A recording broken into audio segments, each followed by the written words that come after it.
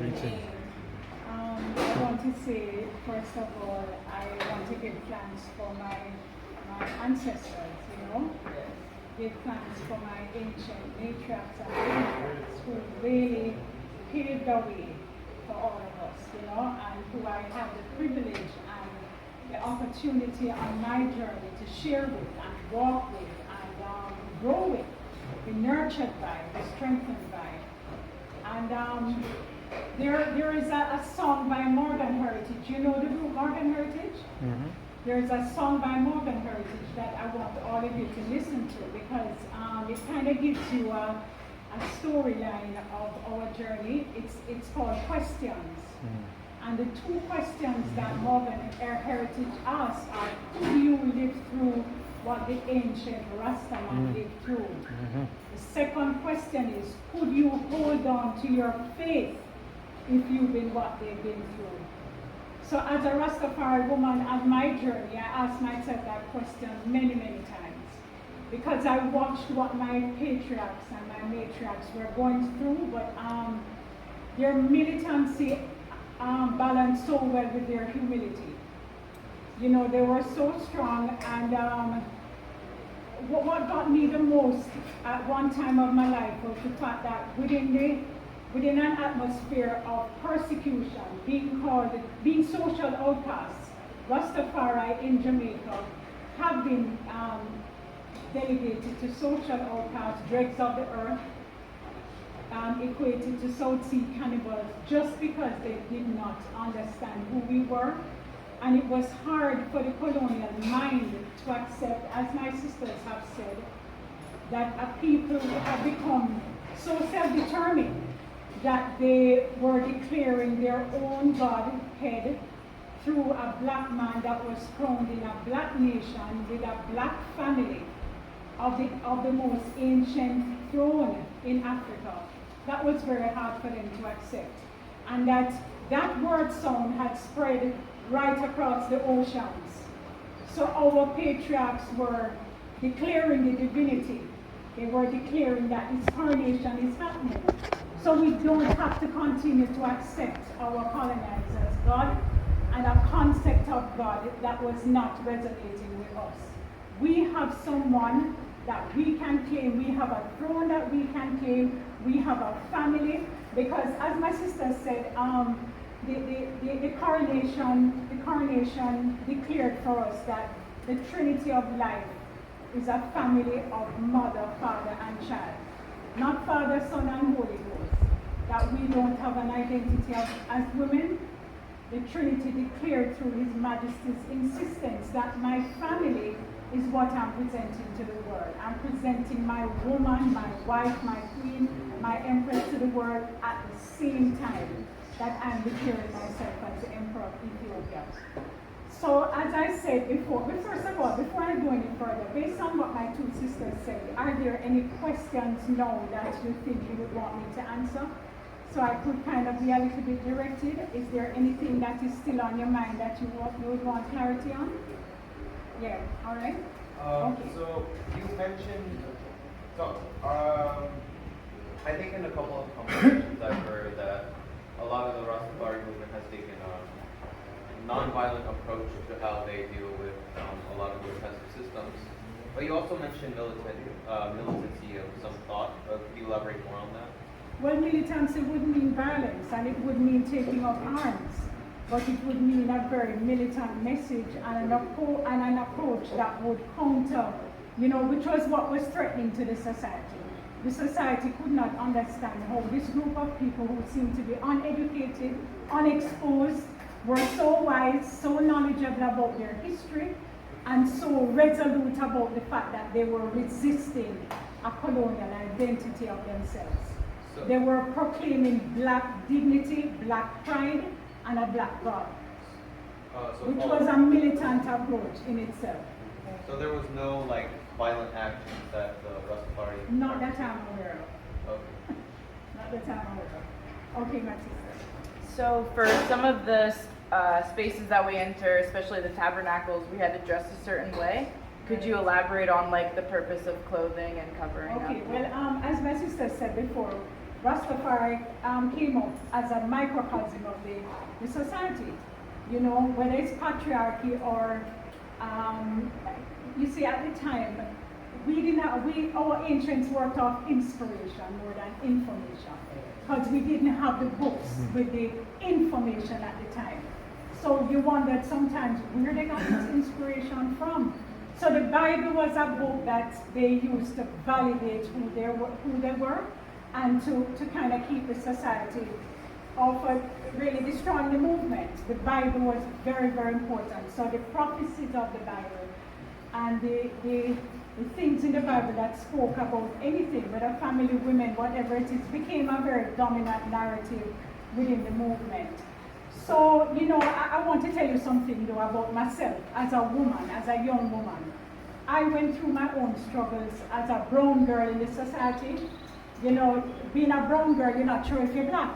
Honestly, all right, you know what I mean? So you're trying to carve out your own identity and find your own space as a person, first of all. Now, what the Rastafari woman did for me at the time was to present a picture and a person that I felt good about.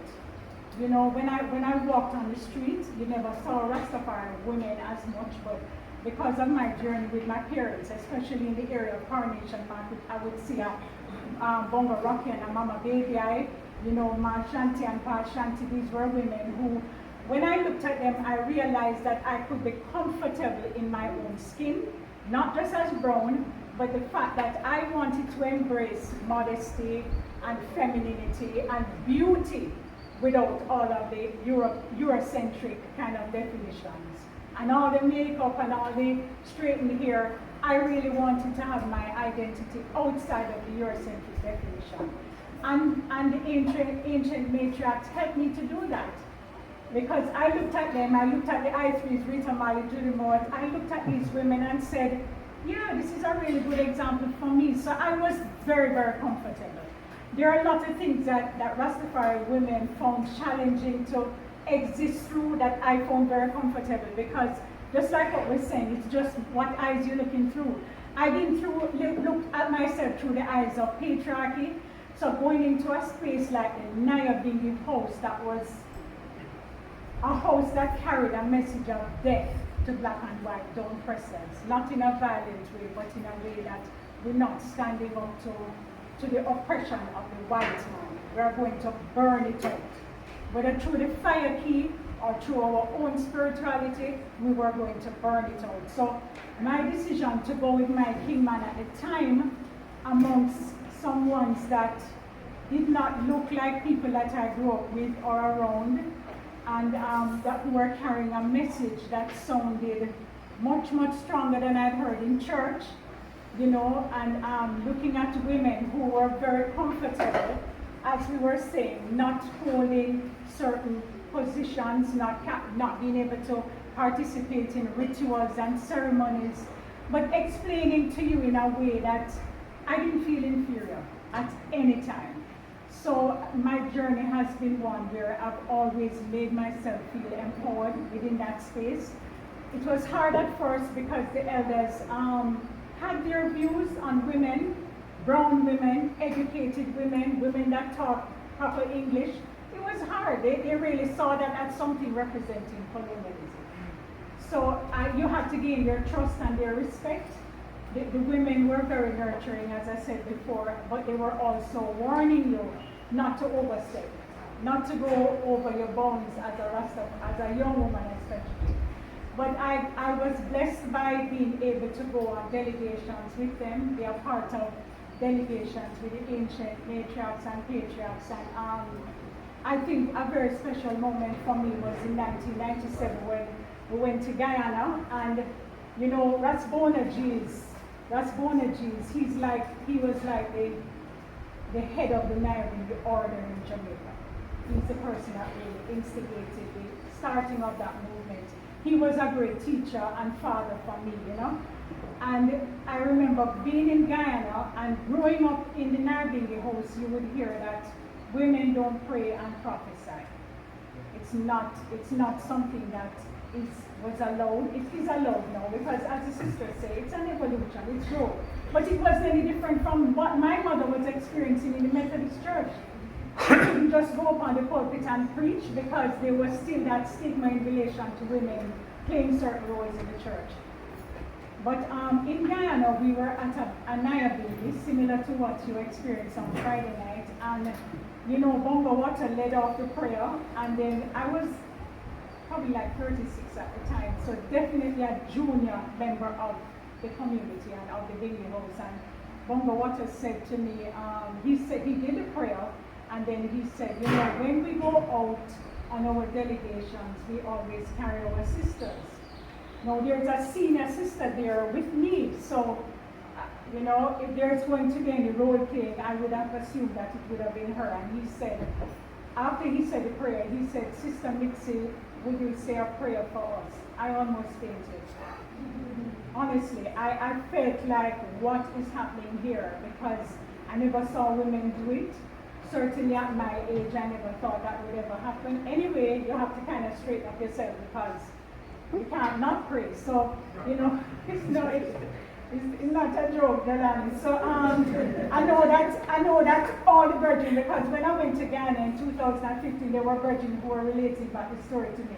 To ask me now, like, in reflection, how did you feel about it? I said totally blown. But at the same time, I felt like I had gone up another rung of the ladder amongst my patriarchs especially, because none of them resisted, none of them spoke about it. So the following morning, I went to Bongo Water's room and I asked him, you know, why?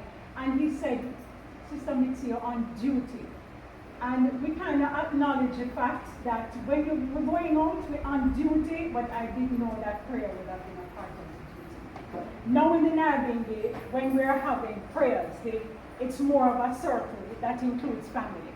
So we allow the youths to pray, we allow young women to pray, but that was not a part of the early tradition of the marriage. So, you know, as I said, my journey, the choice for my journey, growing up in Kingston, the 12 tribes of Israel, which is another mansion in Kingston, a lot of people would have thought that you would gravitate towards there, you know, because it was far more female friendly and had activities, families that, you know, you would have felt, I probably would have felt more comfortable, but there was something about the drums and the message of the Nayabingi and the liberty that was a little bit different and which was pulling me in the direction of the Nayabingi. So that's where I stayed. And as I said before, when I started journeying, it was still at a time where we never had a Rastafari woman. They would more refer to her as a Rasta man's woman. You know, yeah, that is really where we're coming from. That when you see a woman trading with a man, she was more the woman of the man rather than holding her own identity.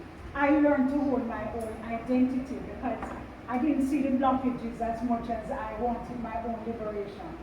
You know, and I saw it as liberating for me. So this is the way that I've tried Rastafari, you know, and raising family, that was another challenge because the generation before me, I guess with all the tribulation, a lot of the families were dismantled, a lot of families, because the journey was rough. You know, ancients would tell you that they would go out on the street to preach and go to jail 4, 5, 6 times for the day. When you're doing that and holding your faith and spreading the gospel and spreading the message of Rastafari, your wife will leave you know, or she will take the children, she will cut the locks, and a lot of that happened to our ancients. So they really had to trod alone. When it came to us now, our generation now, we felt we had an obligation to let the light of Rastafari shine in a different kind of way. So, you know, the woman, the presence of the woman became far more important. The presence of the children with dreadlocks was very important. So we took on the role of bringing our children within the faith holistically, you know, and that was a little bit challenging for all of us because Rita Marley and Bob Marley were the top family at the time.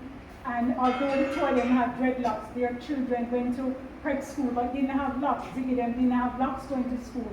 So then they couldn't understand why this big, prominent Rastafari family didn't do that to their children, but you are going to choose. But we chose to bring our children within the faith and to trot them within the liberty that we see as right. Them going to school because we don't have a school for our community. Them going to school and surviving within a school setting was very crucial for me as a mother. You know, to be present in school, giving them that strength, because it was hard for them as children, you know, very, very hard. The other children didn't understand. They didn't like their locks. They were told all kind of things about the children's locks. So they went through their own little persecution and their own tribulations, and carrying idle food to school was another thing. The children, some of the children were curious about it and wanted to share it, but some of the children were ridiculed for it, you know. So our journey, but as mothers, I remember as a mother being very, very present in their lives at school and kind of reinforcing in them that, you know, you're going to be ridiculed, but what you must really do is stand up with dignity, you know, and be the African excellence. Be the ones that they're going to look at prize giving and say, wow. So that's what they did. They didn't attract unnecessary attention to themselves, although it was difficult. So as a mother at the time, you know, you would present yourself there to be admired by the other people and for them to kind of understand a little bit more about your children and about the Rastafari family life. So, you know, sure. What difference do you think? The Rastafari movement is not any different from Christianity, where ones may see oppression, or any different from Islam, where ones will experience oppression. We are part of the larger society, and we bring with us traditions, customs and traditions from that global society. Many of the ones that practice oppressive forms of treatment within their homes, within the movement, may have experienced that in their own childhoods. I didn't come from an oppressive household, and my radical way of approaching Rastafari is based on what I know. I know equity, I know balance, and I know there are 9 majesties. I've read the words of Padamawi Haile Selassie, and I know how he holds Empress Menen in the highest of esteem. In 1930, November 2nd, 1930, for the great coronation that Dr Imani blocked about, His Majesty changed the tradition, centuries-old traditions, of the Empress being crowned a few days after the coronation of the Emperor. And he brought Empress Menen's coronation to the same day, November 2nd. So it was a triple coronation. Brother Jake speaks about coronation of the prince. It would have been Oscar Wilson, would have been his oldest son at the time. His oldest son, rather, Empress Menen and Haile Selassie. So with the change in that tradition, the message was loud and clear, at least for I, that equity and balance is what His Majesty was showing there. He was also showing reverence, the reverence of Empress Menen. When you will read a little further about Empress Menen, you will note that Empress Menen comes from her own line of royalty. She is the granddaughter of King Negus Mikael, who was the king of Shoah, I believe. Negus Mikael. This is the granddaughter of Negus Mikael. She is the gold bead. She was a product of the customs and traditions of Ethiopia, which were child marriages at the time. She had several husbands before sealing up the fulfillment of what I call a prophetic fulfillment of marriage to Padamawi Haile Selassie. She had been given in marriage from a young girl and 4 children from those marriages. I think 4 or 5 children. You know, my Irish escaped me at this time. But yes, but it made her nonetheless royal. You know, for the Rastafari woman, yes, I revere Empress Menen in all of her glory, and I seek to be held to that level and to that standard.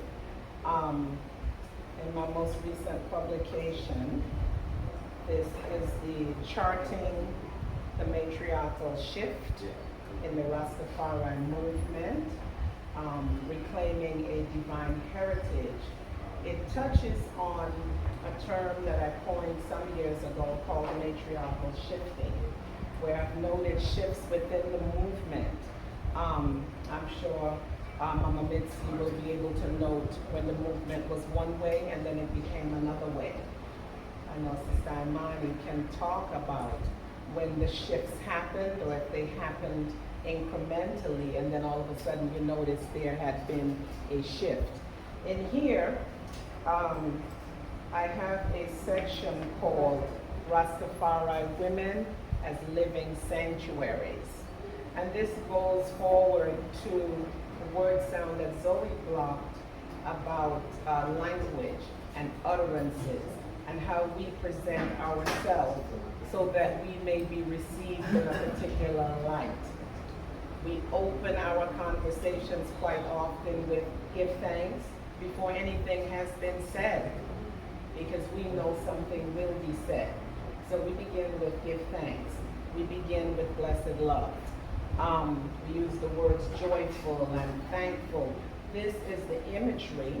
These are the silent messages that Rastafari send, because I and I are a one love movement.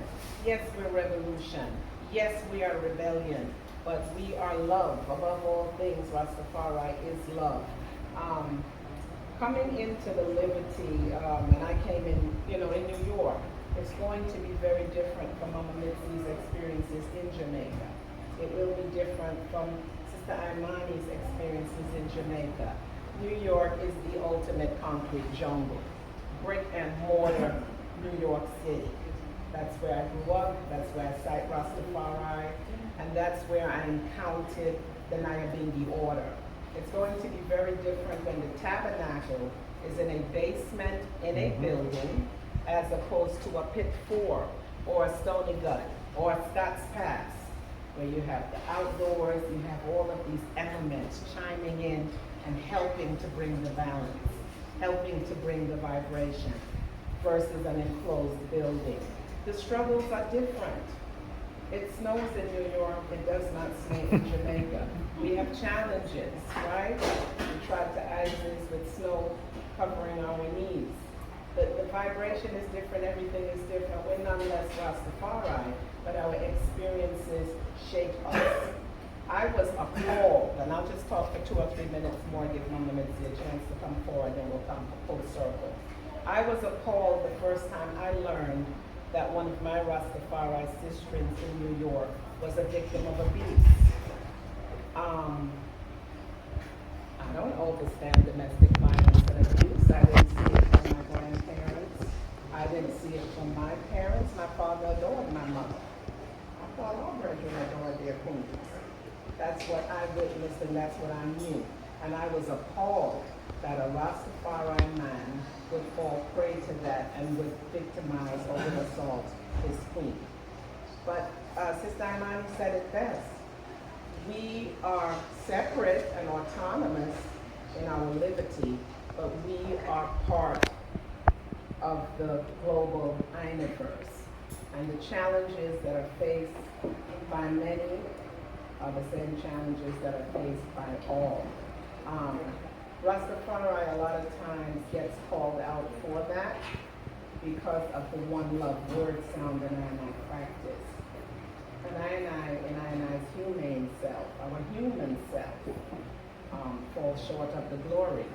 I'll mention again quickly that the many mansions, you all have seen so much, and I'm so excited that you all have had opportunities to touch down at Pit 4, which is a mighty, mighty Nyabingi tabernacle. Pit 4 in Montego Bay. We've gone over to First Man with Rastafari Indigenous Village, right? And we saw that the approach that they take to Rastafari is that all of the indigenous vibrations are the vibrations that come whole to the one, right? And I touched down at Priest Fabian's School of Vision, and I saw the vibration there. There is a trajectory there's a movement towards the recognition of the work of Rastafari women. Is it new? I see it as a shifting. It might be a shifting in this time. At one point within the movement, post 1930s coronation, it may have been more present. There are women from Howell. The eyes went to Pinnacle first. They're the Howellite women that were very independent and had economic bases and did wonderful work within Rastafari. There's matriarchs and patriarchs that I have, the eyes can look through my first book, Waragi. The story of a woman, Willow Princess, Ishimadet Aliaba Jifar, and this is about His Majesty's mother. But in here we will also see the glory of the Rastafari woman. So it is indeed a work in progress. I've heard one say that. I don't think we are any further oppressed than any other women within other liberties and other religions and different vibrations.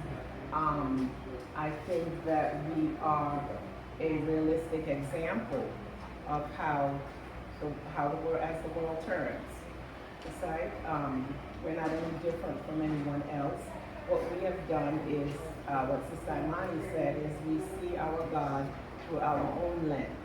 And we hail a living Jah and we hail a black Jah. Yeah, we do not worship the God of our oppressors. And that's the one thing that we have in common across all of the many different mansions. I think that was made clear during the trial, to the different spaces. I would like to end with a poem that I have in the book from our longtime sistren. She's now an ancestor. This is the poem of Sister Fabian Miranda, poetress and musician, and just a very Irish sister. And this poem expresses her strengths and her pride as a new Rastafari woman. And this is taken from the book Itations of Rastafari, I Rastafari, by Farid Sadi in 1987. So it says here, I am not your Venus de Milo, perfectly sculpted from marble to be carefully pedestally placed. My name is not Eve. I offer you no temptation. I am not your concubine by night, transformed to memory by day. I am not the milk you thirst for, now dry in your mother's breast. Nor could you call me queen, for I have no dominion over beasts, earth, or man. I am not a receptacle for the seed you indiscriminately cast in the wind. I ask for no sacrifice of lamb's blood, for the stain would be mine. Do not toss gold trinkets at my feet. They do not shine for me. I am no slave to a promise written in ink. Where there is no master, there are no chains to be broken. Bondage is no glory. I am woman, bone of your bones, flesh of your flesh. When I lay sleeping in your rib, you called me no name. I am that I am. And that is, that's the radical voice of the Rastafari woman, crying out to be heard. We have so many examples of how we have been heard over the last almost 100 years. We have the Nana Faraikas, who is one of the ancient matriarchs that lives in the Washington, D.C. area. A journalist and an advocate for Empress Menen and an advocate for Rastafari woman. We have the Mama Bubbles, we have the Dr Imani Tafari, we have the Sister Mitzie. We have women that are always on the battlefield. We give thanks to those matriarchs. They've paved the way for I and I to come, for I to be the first woman president of the anniversary development of Rastafari. Yeah, man, we give thanks. We are here, we are present, and I think our voices are rising. We're rising in our divine selves. We're acknowledging our role, not just as Rastafari women, but as Africana women. And Yeah, I give thanks. I give thanks for the moment. View.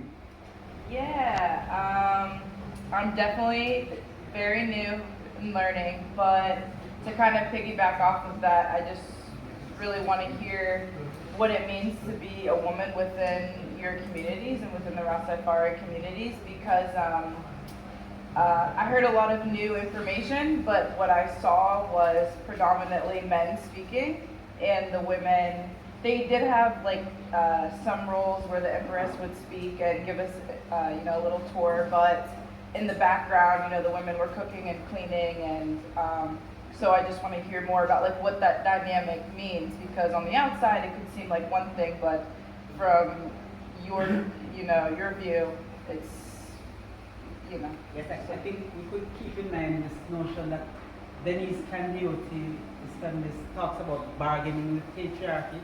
So sometimes you strike bargains strategically. That's how relationships work, because some things might give you advantage and you might negotiate to get things happening, which might not be ideal. Life is sometimes a mess. If you have been indoctrinated and socialized over centuries, then that's going to leave a mark. Whether it's through your DNA or your memory or your socialization or conditioning, it's all something that you have to, again, negotiate with. And the choices you make, because again, you're here in a way that somebody else from your community is not, and that's a choice. So you have to double think in this environment, because as you can probably tell from the Jamaican society, perhaps a good concept is intersectionality, to talk about the ways in which different concepts walk their way across our bodies, through our minds, through our spirits, in our very existence. And it's a very class stratified society. Can't get away from that. It's very patriarchal.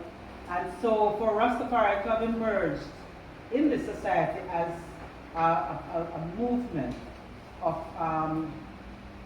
self-identity politics and agency and resistance,